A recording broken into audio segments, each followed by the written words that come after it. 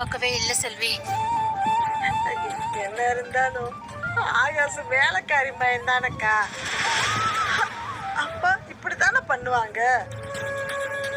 நான் உன் வீட்டுக்கு வரலாம், உன் வீட்டுல வேலை செய்யலாம், நீ கொடுக்குற சோத்தை வாங்கி நாங்க சாப்பிடலாம், உன்னைய அக்கா அக்கான்னு உரிமையா கூப்பிடலாம், நீ என்னை சரிசமமா நடத்தலாம்.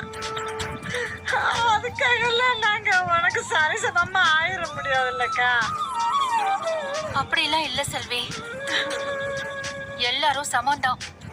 அது அவங்களுக்கு தெரியல. இல்லக்கா, என்ன இருந்தாலும் நீங்க வேறதான், நாங்க வேறதான். புரிஞ்சா ஆகாசு? இனிமேலாவது கொஞ்சம் கவனமா இருடா. நம்ம நிலைமை என்ன, நம்ம தகுதி என்னன்னு புரிஞ்சு நடந்துக்க. உட்காந்துக்கிட்டு காலை நீட்டலாம், நின்னுக்கிட்டு காலை நீட்டணும்னு நினைச்சா இப்படித்தான் ஆகும்.